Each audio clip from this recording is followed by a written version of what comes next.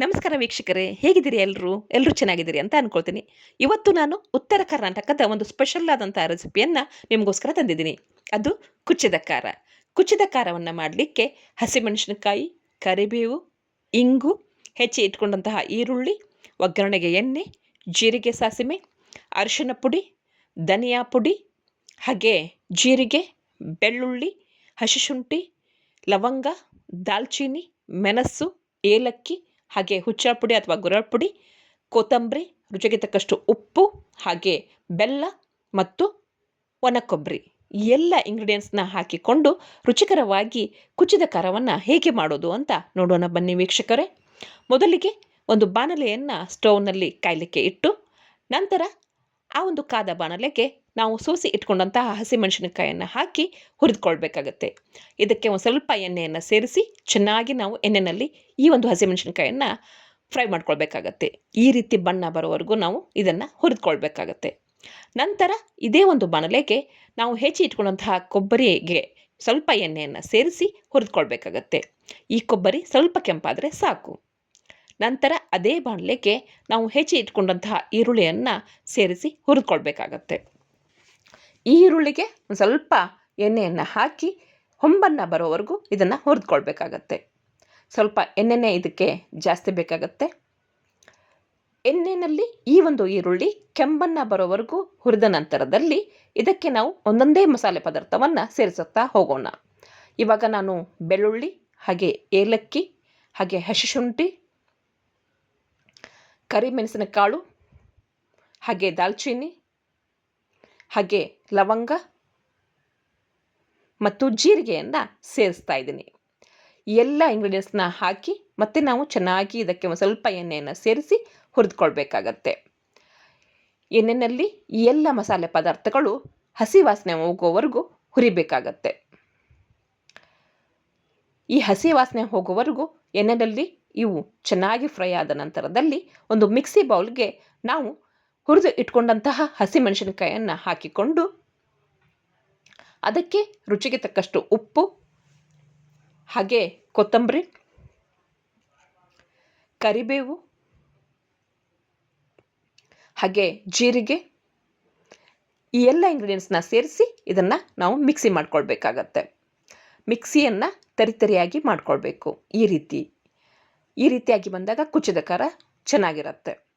ಹಾಗೆ ಅದೇ ಒಂದು ಮಿಕ್ಸಿ ಜಾರ್ಗೆ ನಾವು ಹುರಿದು ಇಟ್ಕೊಂಡಂತಹ ಮಸಾಲೆ ಪದಾರ್ಥವನ್ನು ಹಾಕಿಕೊಂಡು ಅದಕ್ಕೆ ಒಂದಿಷ್ಟು ಕರಿಬೇವು, ಕೊತ್ತಂಬರಿಯನ್ನು ಸೇರಿಸಿ ಮಿಕ್ಸಿ ಮಾಡ್ಕೊಳ್ಬೇಕಾಗತ್ತೆ. ಅವಶ್ಯಕವಿದ್ದರೆ ಸ್ವಲ್ಪ ನೀರನ್ನು ಸೇರಿಸಿ, ಇಲ್ಲದೆ ಹೋದರೆ ಹಾಗೆ ತರಿತರಿಯಾಗಿ ರುಬ್ಬಿಕೊಳ್ಳಿ. ಈ ರೀತಿಯಾಗಿ ಇದು ತರಿತರಿಯಾಗಿ ರುಬ್ಬಿಕೊಳ್ಬೇಕಾಗತ್ತೆ. ಖಾರ ಮತ್ತು ಈ ಒಂದು ಕೊಬ್ಬರಿಯ ಮಿಶ್ರಣ ತರಿತರಿಯಾಗಿದ್ದರೆ ಕುಚ್ಚಿದ ಖಾರ ಚೆನ್ನಾಗಿ ಬರುತ್ತೆ. ನಂತರ ನಾವು ಒಂದು ಪಾತ್ರೆಗೆ ನೀರನ್ನು ಸೇರಿಸಿ ಅದರಲ್ಲಿ ಹುಣಸೆ ಹಣ್ಣನ್ನು ನೆನೆ ಹಾಕಿ ಇಟ್ಕೊಳ್ಬೇಕಾಗತ್ತೆ. ಒಗ್ಗರಣೆಗೆ ಅದು ಬೇಕಾಗತ್ತೆ. ನಂತರ ಒಂದು ಬಾಣಲೆಯನ್ನು ಕಾಯಲಿಕ್ಕೆ ಇಟ್ಟು ಅದಕ್ಕೆ ಎಣ್ಣೆಯಲ್ಲಿ ಜೀರಿಗೆ ಸಾಸಿಮೆಯನ್ನು ಹಾಕಿ, ನಂತರ ಅದಕ್ಕೆ ಬೆಳ್ಳುಳ್ಳಿಯನ್ನು ಹಾಕಬೇಕಾಗತ್ತೆ. ಹಾಗೆ ಕೊತ್ತಂಬರಿ, ಕರಿಬೇವು ಹಾಕಿ ಚೆನ್ನಾಗಿ ಅದನ್ನು ಫ್ರೈ ಮಾಡ್ಕೊಳ್ಬೇಕಾಗತ್ತೆ. ನಂತರ ಇದಕ್ಕೆ ನಾವು ಮಿಕ್ಸಿ ಮಾಡಿ ಇಟ್ಕೊಂಡಂತಹ ಮಸಾಲೆ ಪದಾರ್ಥವನ್ನು ಸೇರಿಸಬೇಕಾಗತ್ತೆ. ಈ ಒಂದು ಮಸಾಲೆಯ ಮಿಶ್ರಣ ಎಣ್ಣೆಯಲ್ಲಿ ಚೆನ್ನಾಗಿ ಫ್ರೈ ಆಗಬೇಕಾಗತ್ತೆ. ಎಣ್ಣೆಯಲ್ಲಿ ಚೆನ್ನಾಗಿ ಫ್ರೈ ಆದಾಗ ಇದರ ಹಸಿ ವಾಸನೆ ಹೋಗುತ್ತೆ. ಹೀಗೆ ಇದು ಎಣ್ಣೆ ಬಿಟ್ಕೊಳ್ಬೇಕಾಗತ್ತೆ ಒಗ್ಗರಣೆಯಲ್ಲಿ. ಅಲ್ಲಿವರೆಗೂ ನಾವು ಇದನ್ನು ಚೆನ್ನಾಗಿ ಹುರಿದುಕೊಳ್ಬೇಕಾಗತ್ತೆ.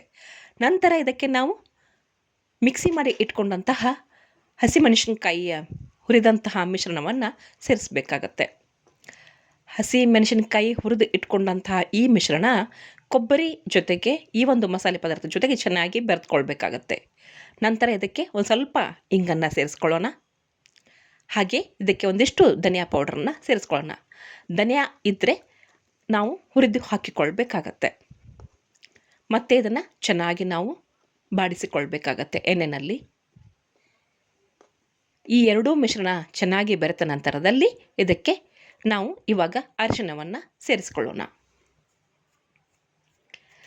ಅರಿಶಿಣವನ್ನು ಸೇರಿಸಿಕೊಂಡ ನಂತರದಲ್ಲಿ ರುಚಿಗೆ ತಕ್ಕಷ್ಟು ಉಪ್ಪನ್ನು ಹಾಕಿಕೊಳ್ಳೋಣ. ನಂತರ ಇದಕ್ಕೆ ಬೆಲ್ಲವನ್ನು ಸೇರಿಸಿಕೊಳ್ಳೋಣ. ಇದು ಖಾರದ ಮಿಶ್ರಣ ಆಗಿರೋದ್ರಿಂದ ಇದಕ್ಕೆ ಹುಳಿ ಮತ್ತು ಉಪ್ಪು ಬೆಲ್ಲದ ಮಿಶ್ರಣ ತುಂಬ ಬೇಕಾಗತ್ತೆ. ಅಂದಾಗ ಇದು ರುಚಿಕರವಾಗಿರುತ್ತೆ. ಖಾರದ ಅಂಶ ಕಡಿಮೆ ಆಗಲಿಕ್ಕೆ ಸಹಾಯ ಆಗತ್ತೆ.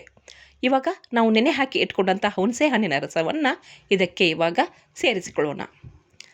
ಉಪ್ಪು ಮತ್ತು ಬೆಲ್ಲದ ಮಿಶ್ರಣ, ಅರಿಶಿಣದ ಮಿಶ್ರಣ ಈ ಒಂದು ಮಸಾಲೆ ಪದಾರ್ಥ ಜೊತೆಗೆ ಚೆನ್ನಾಗಿ ಬೆರೆತ ನಂತರದಲ್ಲಿ ಇದಕ್ಕೆ ನಾವು ಒಂದಿಷ್ಟು ಗುರೆಳ್ ಪುಡಿಯನ್ನು ಸೇರಿಸೋಣ. ಉತ್ತರ ಕರ್ನಾಟಕದವರು ಗುರೆಳ್ ಪುಡಿ ಅಂತೀವಿ, ಆ ಕಡೆ ಭಾಗದವರು ಹುಚ್ಚಳ ಪುಡಿ ಅಂತ ಹೇಳ್ತಾರೆ. ಅದಿದ್ದರೆ ಈ ಒಂದು ಕುಚ್ಚದ ಖಾರ ತುಂಬ ರುಚಿಕರವಾಗಿರುತ್ತೆ. ಒಂದಿಷ್ಟು ಜನ ಇದಕ್ಕೆ ಹುರಿದ ಶೇಂಗಾ ಪುಡಿಯನ್ನು ಕೂಡ ಹಾಕಿಕೊಳ್ತಾರೆ.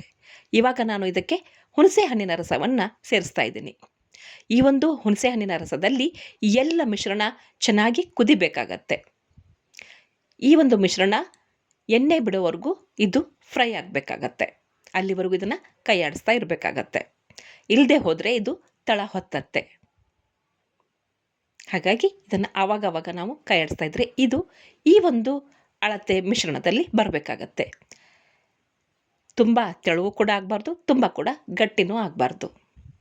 ಹೀಗಿದ್ದಾಗ ಇದು ಉಂಡುಗಡಬಿನ ಜೊತೆಗೆ, ಹಾಗೆ ಅನ್ನದ ಜೊತೆಗೆ ಮತ್ತು ಜೋಳದ ರೊಟ್ಟಿ ಮತ್ತು ಚಪಾತಿಯ ಜೊತೆಗೆ ಕಾಂಬಿನೇಷನ್ ತುಂಬ ಚೆನ್ನಾಗಿರುತ್ತೆ. ಹಾಗೆಯೇ ಈ ಒಂದು ಕುಚ್ಚದ ಖಾರ ಜೊತೆಗೆ ಪುಂಡಿ ಪಲ್ಯ ಕಾಂಬಿನೇಷನ್ ತುಂಬ ಚೆನ್ನಾಗಿರುತ್ತೆ. ಇವಾಗ ನಾನು ಒಂದು ಕುಕ್ಕರ್ನಲ್ಲಿ ಪುಂಡಿ ಪಲ್ಯ ಹಾಗೆ ಜೀರಿಗೆ, ಮೆಂತ್ಯದ ಕಾಳು, ಶೇಂಗಾವನ್ನು ಹಾಕಿ ನೀರನ್ನು ಸೇರಿಸಿ 3 ವಿಷಲ್ಗಳನ್ನು ಕೂಗಿಸ್ಕೊಳ್ತೀನಿ. ಹಾಗೆಯೇ ಈ ಒಂದು ಕುಚ್ಚಿದ ಖಾರ ಪುಂಡಿ ಪಲ್ಯದ ಜೊತೆಗೆ ಉಂಡುಗಡಬಿನ ಕಾಂಬಿನೇಷನ್ ತುಂಬ ಚೆನ್ನಾಗಿರುತ್ತೆ. ನಾನು ಅದನ್ನು ಮತ್ತೊಂದು ವಿಡಿಯೋದಲ್ಲಿ ಹಾಕ್ತೀನಿ. ಇವಾಗ ಸ್ವಲ್ಪ ತೋರಿಸ್ತಾ ಇದ್ದೀನಿ. ಮೊದಲಿಗೆ ಒಂದು ಬಾಣಲೆಯಲ್ಲಿ ನೀರನ್ನು ಕುದಿಲಿಕ್ಕೆ ಇಟ್ಟು ಅದಕ್ಕೆ ಒಂದು ಸ್ವಲ್ಪ ಉಪ್ಪನ್ನು ಸೇರಿಸಬೇಕಾಗತ್ತೆ. ಹಾಗೆ ಜೋಳದ ಹಿಟ್ಟು ಮತ್ತು ಗೋಧಿ ಹಿಟ್ಟನ್ನು ಎರಡನ್ನೂ ಸೇರಿಸಿ ನಾವು ಮಿಶ್ರಣವನ್ನು ಮಾಡಿಕೊಳ್ಬೇಕಾಗತ್ತೆ. ಇವಾಗ ನಾವು ಜೋಳದ ಹಿಟ್ಟನ್ನು ಒಂದು ಗ್ಲಾಸ್ ತೆಗೆದುಕೊಂಡಿದ್ದೀವಿ ಅಂದರೆ ಅರ್ಧ ಗ್ಲಾಸ್ನಷ್ಟು ನಾವು ಗೋಧಿ ಹಿಟ್ಟನ್ನು ತೆಗೆದುಕೊಳ್ಬೇಕಾಗತ್ತೆ. ಅಂದಾಗ ಈ ಉಂಡುಗಡಬು ತುಂಬ ಚೆನ್ನಾಗಿ ಅಂಟಂಟಾಗಿ ಜಿಗುಟಾಗಿ ಬರಲಿಕ್ಕೆ ಸಾಧ್ಯ ಆಗುತ್ತೆ. ಈ ನೀರು ಕುದ್ದ ನಂತರದಲ್ಲಿ ಈ ಎರಡೂ ಹಿಟ್ಟಿನ ಮಿಶ್ರಣವನ್ನು ಇದಕ್ಕೆ ಸೇರಿಸಿ ಹುಟ್ಟಿನಿಂದ ನಾವು ಚೆನ್ನಾಗಿ ತಿರುವಿಕೊಳ್ಬೇಕಾಗತ್ತೆ. ಹುಟ್ಟಿನಿಂದ ನಾವು ಗಂಟಾಗದಂತೆ ಕೈ ಬಿಡದೆ ಇದನ್ನು ತುಂಬ ಚೆನ್ನಾಗಿ ತಿರುವಿಕೊಳ್ಬೇಕಾಗತ್ತೆ. ಇಲ್ಲದೆ ಹೋದರೂ ಇದು ಗಂಟಾಗಲಿಕ್ಕೆ ಸಾಧ್ಯ ಇರುತ್ತೆ. ಹೀಗೆ ಎಲ್ಲಿಯೂ ಕೂಡ ಗಂಟಾಗದಂತೆ ಇದನ್ನು ನಾವು ಈ ಒಂದು ಹದದಲ್ಲಿ ತಿರುವಿಕೊಳ್ಬೇಕಾಗತ್ತೆ.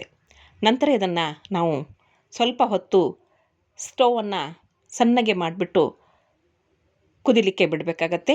ಇದು ಕುದ್ದ ನಂತರದಲ್ಲಿ ಅಳ್ಳಿದ ನಂತರದಲ್ಲಿ ಇದನ್ನು ನಾವು ಒಂದು ಪಾತ್ರೆಗೆ ಹಾಕಿಕೊಂಡು ಚೆನ್ನಾಗಿ ಇದನ್ನು ಮಿದ್ದಬೇಕಾಗತ್ತೆ.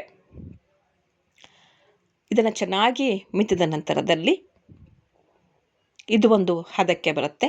ನಂತರ ಇದರಿಂದ ನಾವು ದುಂಡಾದ ಉಂಡೆಗಳನ್ನು ತಯಾರಿಸ್ಕೊಳ್ಬೇಕಾಗತ್ತೆ. ಒಂದೇ ಅಳತೆಯ ದುಂಡಾದ ಉಂಡೆಗಳನ್ನು ನಾವು ತಯಾರಿಸಿಕೊಂಡು ಇದನ್ನು ಮತ್ತೆ ನಾವು ನೀರಿನಲ್ಲಿ ಕುದಿಸ್ಕೊಳ್ಬೇಕಾಗತ್ತೆ. ಈ ರೀತಿಯಾಗಿ ಇರಬೇಕಾಗತ್ತೆ ಉಂಡುಗಡಬು. ಈ ಒಂದು ಉಂಡುಗಡಬನ್ನು ಮತ್ತೆ ನಾವು ನೀರನ್ನು ಕುದಿಲಿಕ್ಕೆ ಇಟ್ಟು ನೀರು ಕುದ್ದ ನಂತರದಲ್ಲಿ ಇವುಗಳನ್ನು ಹಾಕಿ ಬೇಯಿಸ್ಕೊಳ್ಬೇಕಾಗತ್ತೆ.